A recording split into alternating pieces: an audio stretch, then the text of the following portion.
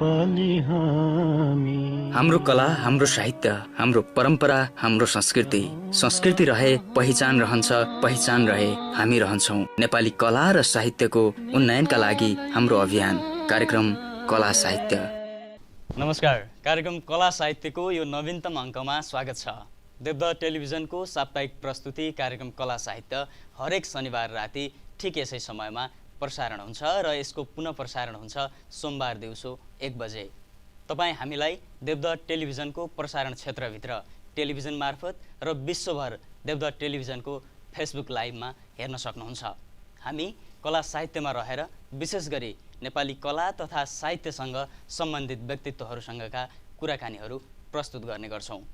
आजको कार्यक्रममा हामीसँग नेपाली साहित्यको एउटा जटिल विधा, त्यसो त साहित्य सिर्जना आफैमा जटिल विधा हो र यही जटिल विधाभित्रको पनि अर्को जटिल विधा नेपाली छन्द कविताको लेखनमा अगाडि बढिरहनुभएका छन्द कवि मनोज भण्डारी आज हामीसँग हुनुहुन्छ र उहाँसँग रहेर आज हामी कार्यक्रममा कुराकानी गर्नेछौँ। म ढिला नगरिकन कवि मनोज भण्डारीलाई कार्यक्रममा स्वागत गर्न चाहन्छु। कविजी, स्वागत छ कार्यक्रममा। सन्चै हुनुहुन्छ? आराम छु। पछिल्लो समय आजभोलि कता केमा व्यस्त हुनुहुन्छ? म बनारसमा यतिखेर भर्खरै आचार्य प्रथम वर्षको परीक्षा दिएर यतिखेर घरतिर आएको छु। यतिखेर आनन्दमा छु। जस बिदाको समयमा हुनुहुन्छ? छुट्टीको समय छ। नेपाली छन्द कविता, सेलाएको छन्द कवितालाई तपाईँले अझै 1-2 युवाहरू पनि हुनुहुन्छ, यहाँ तपाईँ भएको कारणले मैले तपाईँको पनि प्रसङ्ग जोडेँ। जस तपाईँको ठुलो हात छ, छन्द कविता एकैचोटि माथि उठेर आयो नि, कसरी चाहिँ यो छन्द कवितातिर लाग्ने प्रेरणा मिल्यो? मेरो त्यति ठुलो हात चाहिँ होइन, म पनि एउटा सानै मान्छे। यो छन्द कविताको एउटा श्रीवृद्धिका लागि एउटा सानो पाइला पनि मैले चाल्न सकेको छैन त्यति धेरै। तर छन्द कविताप्रतिको मलाई प्रेरणा चाहिँ पहिलो कुरा मेरो संस्कृतको अध्ययन र घरको पारिवारिक वातावरण पनि त्यस्तै खालको भयो। मेरो पिताजी पनि कविता लेख्नुहुन्छ, दाइ पनि धेरै थोर कविता लेख्ने, दिदीको पनि साहित्यप्रति रुचि। अनि म देवघाटमा संस्कृत पढ्न जानुभन्दा पहिल्यै पनि संस्कृतका थुप्रै श्लोकहरू कण्ठस्थ थिए। पिताजीले घर आउँदाखेरि, पिताजी संस्कृत पढाउनुहुन्थ्यो, संस्कृत गुरुकुलमा इङ्ग्लिस पढाउनुहुन्थ्यो। अनि घर आउँदाखेरि चाहिँ उहाँले प्रत्येकचोटि आउँदाखेरि केही न केही श्लोक लिएर आउनुहुन्थ्यो कसैले, अनि त्यो श्लोक लेखाइदिने। अनि मैले चाहिँ त्यो श्लोक घोकेर पिताजीलाई सुनाउने गर्थेँ, कहिले नेपालीका श्लोक, कहिले संस्कृतका श्लोक। अनि नजानिदो पाराले त्यतिखेर मलाई छन्द भन्ने केही पनि थाहा थिएन। जस्तो यो खालको श्लोक यो हो भन्ने चाहिँ थाहा हुन्छ नि त, यो श्लोकको लय यो हो भन्ने चाहिँ थाहा हुन्थ्यो, यद्यपि छन्दको नाउँ थाहा हुन्थेन। त्यस्तै गर्दा गर्दै यो खालको लय भन्ने चाहिँ थाहा हुँदै गयो। अब देवघाट गइसकेपछि त संस्कृतमा छन्दको अध्ययन गर्नु नै पर्यो। त्यसपछि त्यसले सैद्धान्तिकमा पनि थाहा भयो। तर छन्दको जुन लय चाहिँ सानैदेखि जिब्रोमा पसेका हुनाले मलाई सजिलो भयो। अनि लेख्दै जाँदाखेरि अग्रजहरूको प्रेरणा, समकालीनहरूको पनि सद्भाव सबैले यहाँसम्म ल्यायो। यो छन्द कवितामै तपाईँ अगाडि बढ्नुभयो। छन्द कविता लेखनको हिसाबले अलि जटिल हुन त साहित्यका अरू विधाहरू पनि आफैमा जटिल छन्, तर पनि छन्द कविताको सिर्जना आफैमा धेरै जटिल हो भन्छन्। पछिल्लो पुस्ताका युवाहरू त्यति छन्दतिर आकर्षित छैनन्। तपाईँको त्यो पढाइ त्यस्तै भयो, पारिवारिक वातावरण त्यस्तो भयो। पछिल्ला दिनहरूमा कविता सिर्जना गर्ने क्रममा जस्तो पहिला बुवाले ती श्लोकहरू ल्याएर दिनुहुन्थ्यो, तपाईँले घोक्ने बानी थियो, तर कविता सिर्जनामा एउटा भावसहितको प्रस्तुति हुनु जरुरी छ। त्यो प्रस्तुतिमा पनि तपाईँको देखिन्छ। ती कुराहरूको विकासको लागि चाहिँ तपाईँलाई कतिको गाह्रो भयो, कतिको चाहिँ सहज असहज के छ छन्द सिर्जना तपाईँको लागि चाहिँ? जस्तो कविता भनेको भावहरूको प्रकटीकरण हो। त्यो भाव चाहिँ कसरी निस्किन्छ भन्ने कुरा हो।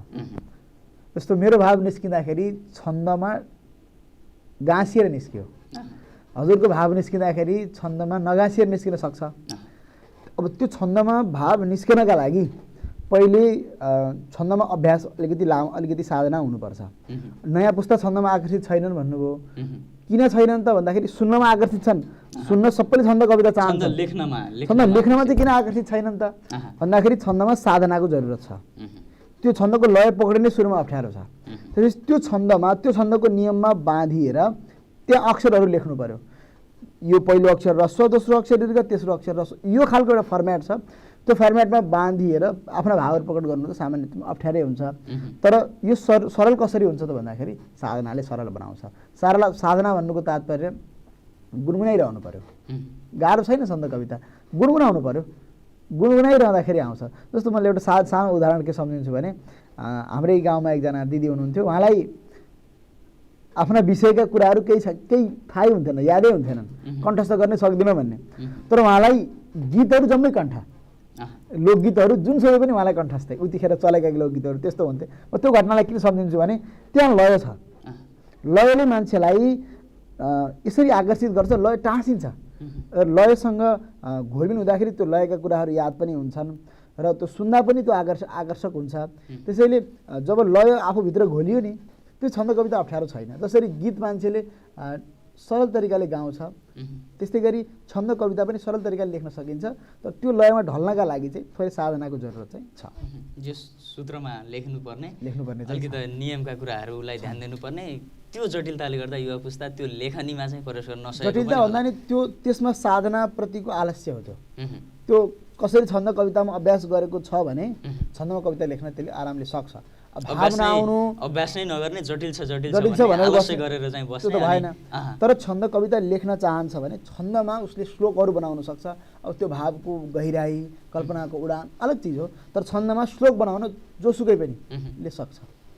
छन्दमा भावसहितको कविता लेखन र त्यसलाई त्यस्तै प्रस्तुति दिनमा मनोज भण्डारी माहिर कवि हो भनेर सबैले भन्ने गर्छन्। त्यो हामीले विभिन्न भिडियोहरू, युट्युबहरू, कार्यक्रमहरूमा हेरिरहेका पनि छौँ। धेरै साहित्यिक वृत्तमा तपाईँलाई नचिन्ने मान्छेहरू हुनुहुन्न र तपाईँको त्यो एउटा कविताको प्रस्तुति कलालाई नजान्ने मान्छेहरू पनि हुनुहुन्न। यस्तो कविलाई मैले स्टुडियोमा ल्याइसकेपछि मैले अब भनिहाल्छु एउटा कविता छन्दको।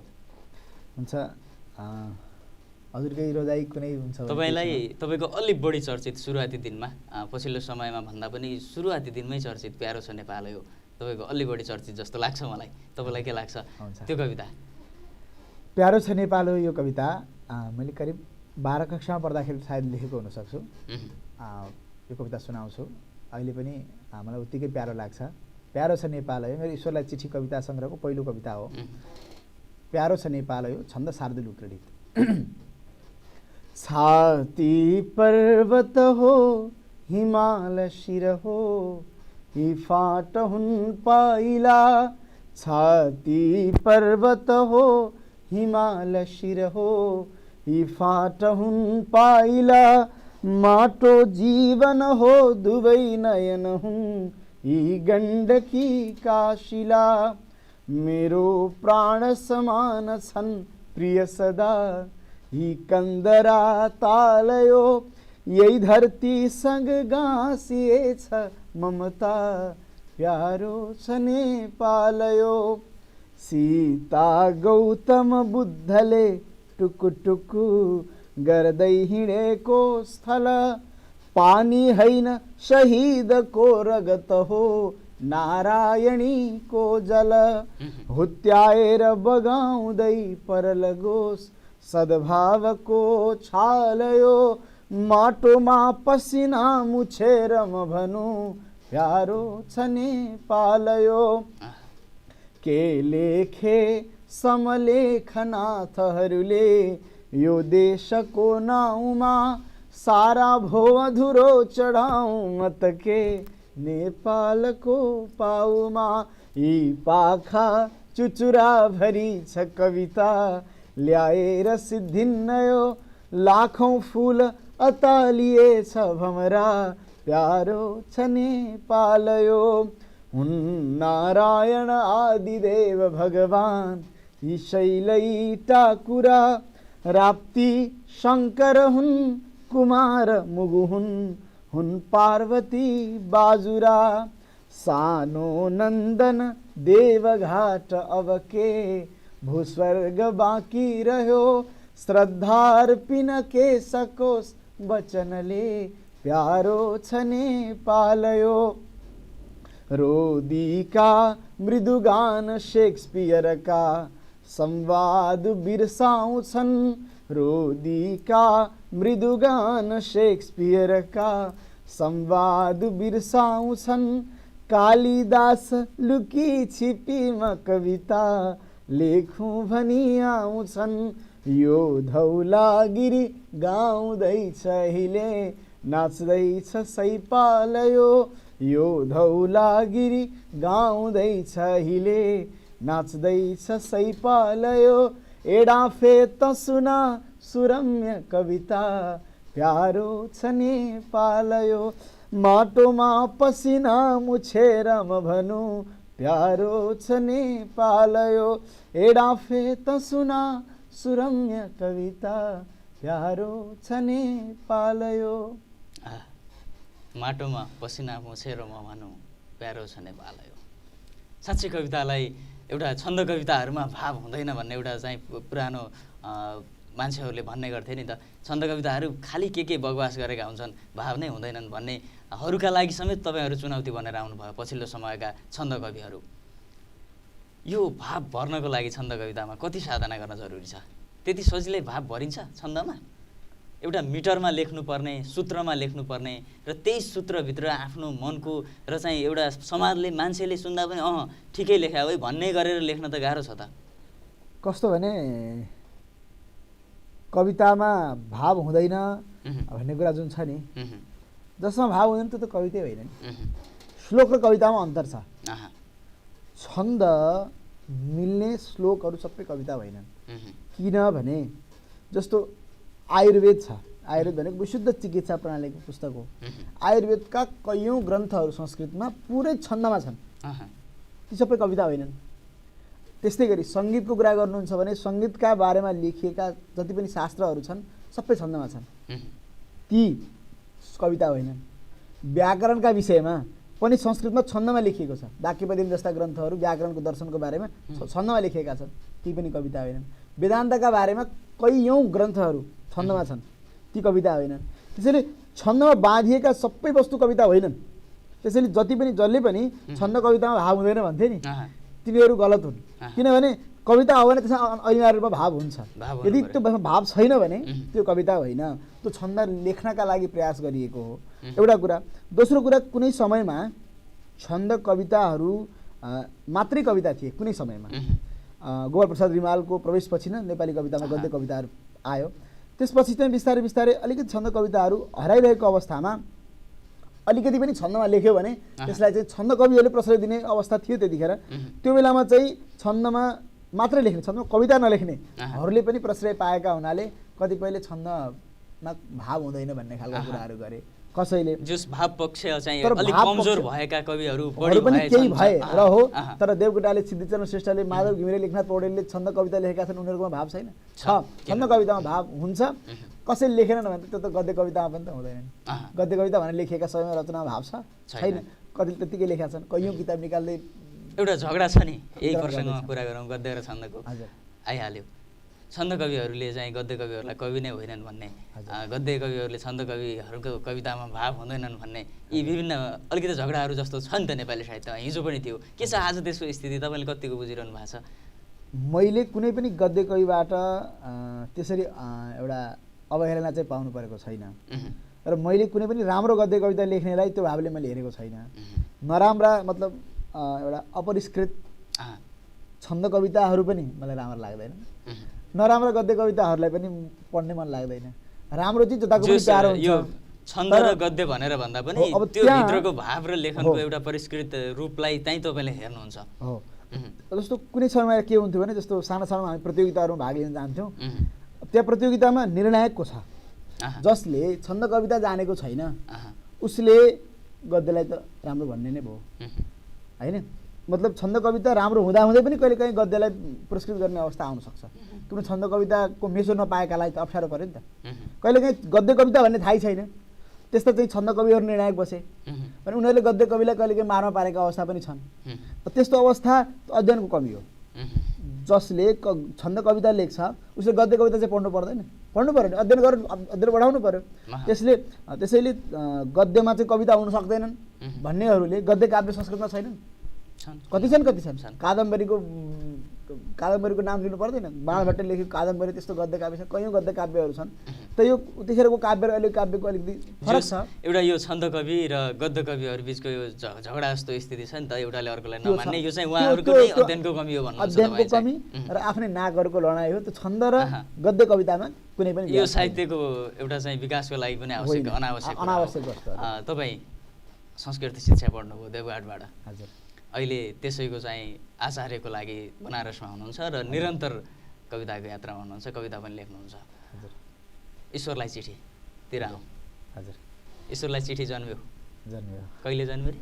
ईश्वरलाई चिठी यो दसैँ र तिहारको बिचमा चाहिँ केही समय, त्यो समयमा चाहिँ तयारी भयो र तिहार लगत्तै 2074को भन्नु है, तिहार लगत्तै चाहिँ त्यसको चाहिँ यो विमोचनको साक्षी म पनि थिएँ।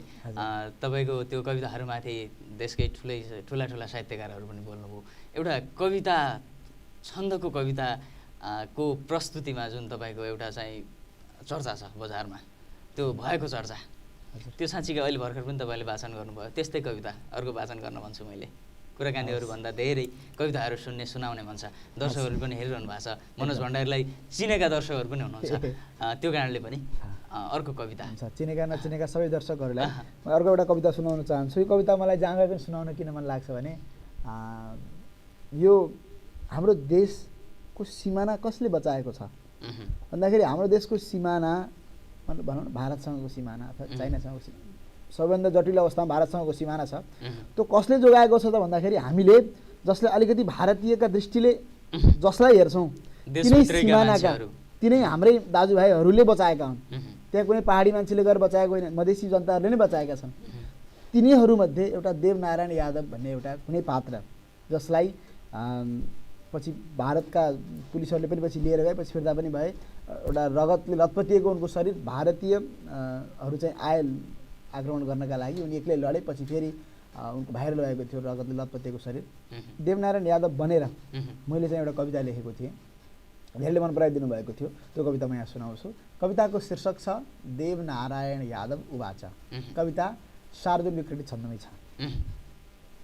मानौ छोडिदिएछ रङ्ग कविले पोतेर पाना भरी, मानौ छोडिदिएछ रङ्ग कविले पोतेर पाना भरी, पुर्खाको पसिना र रक्त छ झै हाम्रो सिमाना भरी, त्यो मेट्ने यदि गर्छ साहस कुनै रोकेर रोकिन्छु म, त्यो मेट्ने यदि गर्छ साहस कुनै रोकेर रोकिन्छु म, हावा बन्छु उडाइदिन्छु त्यसकै नामेट गरिदिन्छु म, भेडा हुन् जनता भनेछ कसले हामीहरू शेर हौँ, आफ्नो शक्ति अदम्य साहस सबै बिर्सी सुतेका थियौँ, भोका स्यालहरू गिज्याउन यतै आए चलाए कति,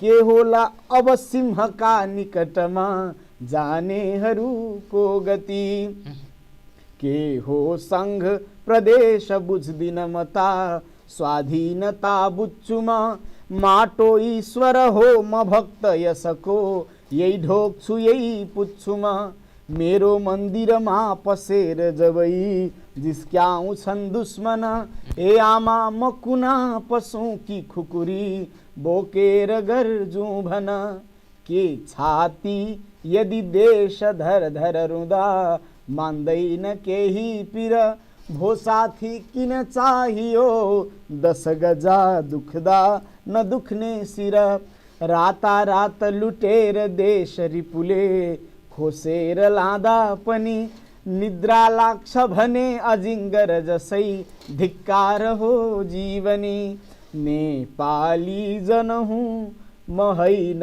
मदिसे हो देश मेरो पनि, नेपाली जन हुँ म होइन मदिसे हो देश मेरो पनि, जन्मे किन्तु मधेस पर्वतसरी छाती छ मेरो पनि, आफ्नो देश बचाउने प्रण गरौँ सङ्घर्ष यस्तो गरौँ, आफ्नो देश बचाउने प्रण गरौँ सङ्घर्ष यस्तो गरौँ, मेरो अन्तिम साससम्म म लडौँ नेपाल भन्दै मरौँ, मेरो अन्तिम साससम्म लडौँ, नेपाल भन्दै मरौँ। मेरो अन्तिम साससम्म म लडौँ, नेपाल भन्दै मरौँ। देवनारायण यादव वाच शीर्षकको कविता। ईश्वरलाई चिठीभित्र छ यो कविता पनि। ईश्वरलाई चिठी कतिवटा कविता छन्? 52-53वटा चाहिँ छन्। मैले पनि लगभग धेरै कविताहरू पढेको छु। त्यो सङ्ग्रहभित्रका धेरै कविताहरूको भावले एउटा चाहिँ देशको प्रेमका कुराहरू त्यहाँ अति नै भेटिन्छन्। ती कविताहरू लेख्ने मान्छे मनोज भण्डारीलाई यसरी स्टुडियोमा बोलाएर कार्यक्रममा कुराकानी गर्ने एउटा अवसर जुरेको छ।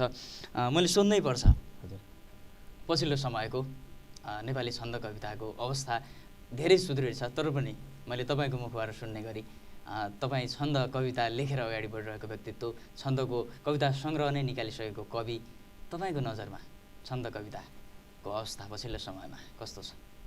छन्द कविताको अवस्था केही कविहरूले राम्रो कविता लेखिदिनाले र केही कविहरूले कविता के हो भनेर थाहा पाउने क्रममा अब छन्द कविता पनि थाहा पाउने अवस्था फेरि सिर्जना भएका हुनाले बिचमा त्यो अवस्था हराएको थियो। कुनै समयमा छन्द कविले छन्दबद्ध कवितालाई गद्य जसरी वाचन गर्नुपर्थ्यो, जसरी जस्तो अहिले मैले सुनाएँ, मानौ छोडिदिएछ रङ्ग कविले पोतेर पानाभरि, यसरी सुनाउनु पर्थ्यो कुनै समयमा। सुन्ने मान्छे नै थिएन। किनभने छन्द कवितालाई लेख्ने मान्छेलाई छन्दे भनेर हेला गर्ने अवस्था त्यतिखेर थियो कुनै समयमा। त्यो अवस्थाबाट अब अहिले कुनै पनि छन्द कवितालाई त्यसरी हेर्ने दृष्टिकोण छैन। अब के छ भने छन्द कविता साधनाबाट लेखिने चिज हो, लेख्न चाहँदैमा लेख्न सकिँदैन, अप्ठ्यारो चिज छ, हामीले लेख्न सकेनौँ अलग कुरा, अथवा लेख्न चाहेनौँ, लेख्न सकेनौँ, लेखेनौँ, तर उनीहरू पनि सम्माननीय हुन्।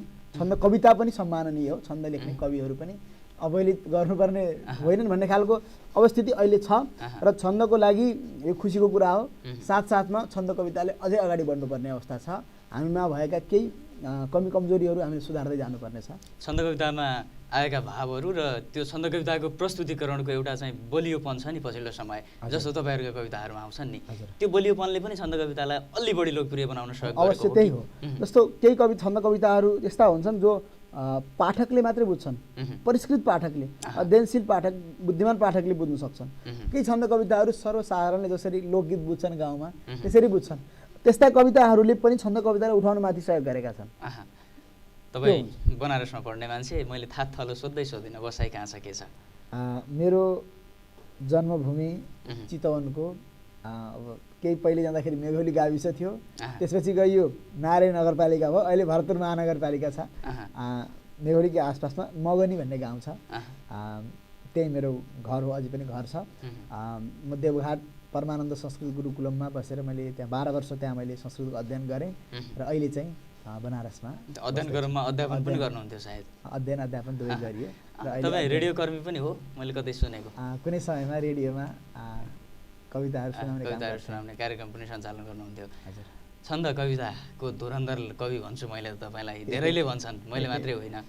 तपाईँले चाहिँ के अध्ययन गर्नुहुन्छ? साहित्यका कुन विधाहरूलाई अलि बढी अध्ययन गर्ने गर्नुभएको छ? अब नेपाली साहित्यमा साधारणतया अब अध्ययन त अब जे भेटिन्छ त्यति पढिन्छ।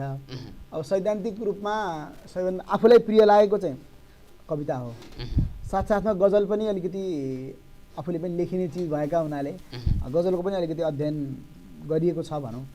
अध्ययन अनि उपन्यासहरू, कथाहरू कति पढ्न त पढ्छु। अब लेख्ने चाहिँ काम अलिकति कम भएको छ, तिनीहरू कम नै लेखेकै छैन, लगभग कमै लेखिया छ। कथाहरू पनि निबन्धहरू पनि पढ्न त गजल पनि लेख्नुहुन्छ? लेख्छु नि। यसै बिचमा एउटा गजल पनि सुन्न पाइने भयो? हजुर हुन्छ, एउटा सुनाउ के अरे है, एउटा बहरको गजल सुनाउँछु। बहरे हजुज मुसम्मन सालिम बहरमा छ। भन्यो सालिकले मान्छेको शिला झैँ मन भएको छ, भन्यो सालिकले मान्छेको शिला झैँ मन भएको छ, बचाओ मूर्ति मेरो आज आन्दोलन भएको छ, बचाओ मूर्ति मेरो आज आन्दोलन भएको छ, कहाँ सोचेर बाबाले बाले विदेशबाट जुत्ता ल्याइदेलान् सोचिएन, मलाई कसैको कोसेली कुल्चिने मन थिएन। कहाँ सोचेर बाबाले महँगा ल्याउलान् जुत्ता, कहाँ सोचेर बाबाले महँगा ल्याउलान् जुत्ता। मलाई बाको कोसेली नकुच्ने मन भएको छ, बचाओ मूर्ति मेरो आज आन्दोलन भएको छ। पछौरी तुल्य आमाको बुवाको साइकल जस्तो, पछौरी तुल्य आमाको बुवाको साइकल जस्तो। जता फाट्यो उतै टाले सरी जीवन भएको छ, बचाओ मूर्ति मेरो आज आन्दोलन भएको छ। कुवामा चन्द्रमा जस्तै, कुवामा चन्द्रमा जस्तै तिमी आयौ यो जीवनमा। कुवामा चन्द्रमा जस्तै तिमी आयौ यो जीवनमा। छचल्केला कि यो पानी यही दो मन भएको छ, बचाओ मूर्ति मेरो आज आन्दोलन भएको छ। नदीले मित्र हुन् मेरा सधैँ तीर सोच्दो हो, नदीले मित्र हुन् मेरा सधैँ तीर सोच्दो हो। किनाराको भने खोला सधैँ दुश्मन भएको छ, बचाओ मूर्ति मेरो आज आन्दोलन भएको छ। ला ला ला ला ला ला ला। पक्कै पनि उमेरले भर्खरको मान्छे, साँच्चै कविताको एक युग बाँचेको मान्छे जस्तो लाग्छ मलाई तपाईँ। तपाईँको लेखनी त्यति पाको लेखनी छ, कवितामा पनि गजलमा पनि। हामी कुराकानीहरू यसरी गरिरहँदा अझै धेरै बेर कुराकानी गर्ने मन हो, तर समय सकिसकेको सूचना आएको छ। यो एउटा मौकाले हामी भेट्यौँ, तपाईँसँग धेरै पहिलेदेखि यसरी बस्ने मन हो, तर ढिलै भए पनि यो अवसर जुर्यो र तपाईँ यहाँसम्म व्यस्तताको बावजुद आइदिनु भयो। तपाईँलाई धेरै धन्यवाद। र मेरो आवाजलाई सम्पूर्ण दर्शक श्रोताहरू सामु पुर्याउने सेतुको काम, पुलको काम हजुरले गरिदिनु भएको छ र यो कार्यक्रममा आउनु पाएकोमा खुसी लागेको छ। सम्पूर्ण दर्शक श्रोतालाई पनि म धन्यवाद, र विशेष गरी हजुरलाई धन्यवाद, र यो देवदह टेलिभिजनलाई धन्यवाद, मेरो परमात्मालाई धन्यवाद। धन्यवाद। पक्कै पनि आज हामी यति बेर कला साहित्यमा रहेर नेपाली छन्द कविताका एउटा बलिया कवि मनोज भण्डारीसँग कुराकानीहरू गऱ्यौँ। आजलाई हाम्रो कार्यक्रमको समय सकिसकेको छ। आगामी हप्ता कुनै यस्तै अर्का अतिथिसँगको कुराकानीहरू लिएर उपस्थित हुने बाचा गर्दै यति बेर कार्यक्रम हेरेर साथ दिने तपाईँ सम्पूर्णलाई विशेष आभार प्रकट गर्दै र एमसिआरका मिललाई पनि धेरै धन्यवाद व्यक्त गर्दै म सुशील सापकोटा आगामी शनिबारसम्मको लागि बिदा हुने अनुमति माग्छु। तपाईँको साता शुभ रहोस्। देवदह टेलिभिजन हेर्दै गर्नुहोला। नमस्कार। नेपाली हामी, हाम्रो कला, हाम्रो साहित्य, हाम्रो परम्परा, हाम्रो संस्कृति रहे पहिचान रहन्छ, पहिचान रहे हामी रहन्छौँ। नेपाली कला र साहित्यको उन्नयनका लागि हाम्रो अभियान कार्यक्रम कला साहित्य।